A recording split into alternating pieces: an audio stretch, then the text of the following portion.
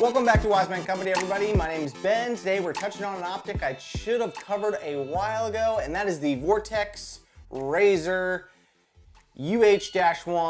better known as the Huey. And this optic, when it first came out, I was like, geez, that's big. But don't judge a book by its cover. I got to play with this a good bit. It's on this SIG Copperhead right now. I did run it on my 300 blackout for a little while, but I had to take it off there because I needed to do something else with that blackout for another video. So it rode on this Copperhead for the majority of this video. All right, let's get into the specs. Let's get weight and size out of the way.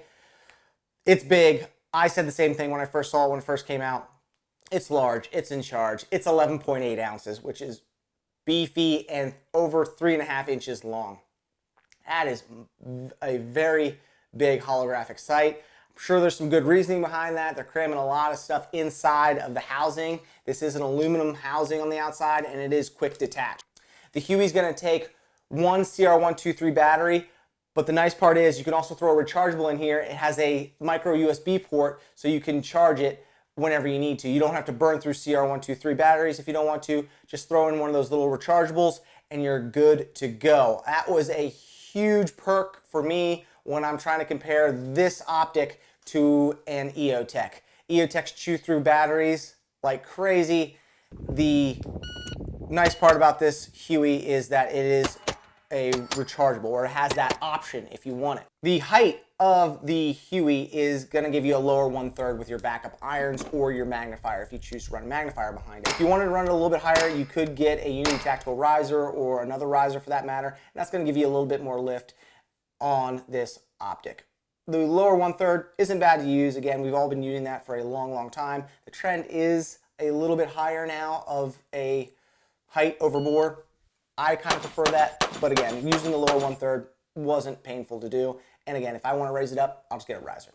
It does have 15 brightness settings, and those settings are very easy to use. You'll see two buttons, large buttons on the back of the Huey, a plus and a minus sign, and they're very easy to get to. You can wear gloves and still dial up your brightness or dial it down. To turn it off, you're going to hit both buttons at the same time, and that turns off the optic. That seems like a pretty standard option on most red dots across the board. Hit both buttons at the same time and it turns it off.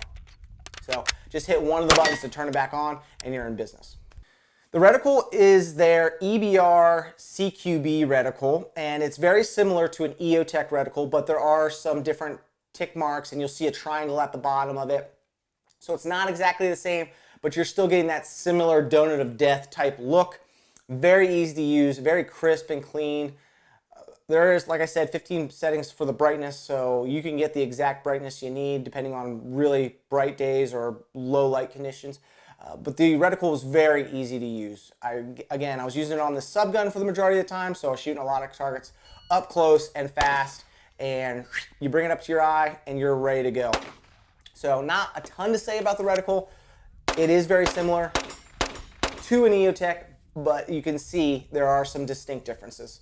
MSRP on the Huey is $650. Street price is going to be a little bit less than that. That's a very comparable price when we're talking about other holographic sights on the market.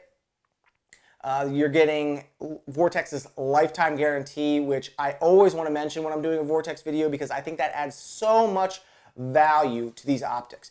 They have a no questions asked, you bust it, you break it, they're going to replace it and get you a new one. I think that is so cool, and I hope Vortex never stops doing that.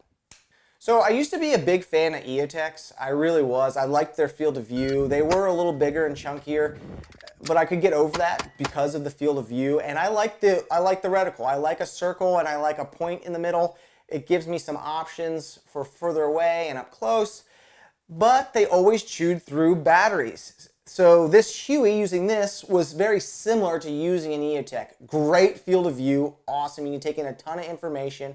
Reticle is similar, but you can recharge it if you need to. So I don't have to burn through a bajillion CR123 batteries in a year's time. I think that is a huge advantage over the holographic sight, the King of the Hill holographic sight, which is EOTech. I would love to run this Huey with their little Vortex magnifier behind it. I think that would be an awesome combo on an AR, and it would give you a ton of capability. All right, guys, what do you think? Leave me a comment down below.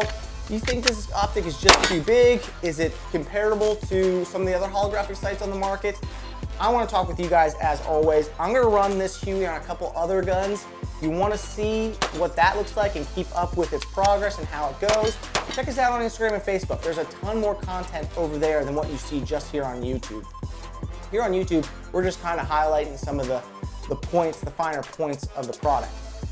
You'll see some run and gun stuff here on YouTube, but there's tons more on Instagram and Facebook. So if you want more, go over there, check us out, follow us over there. It's a good time, trust me. And you can ask any questions you want over there. Thank you for watching. Hit that like button, subscribe to the channel. Go check us out at wisemancompany.com. Ton of great gear over there, like I mentioned earlier in the video, and that's the best way to support us. My name's Ben. We'll see you on the next video.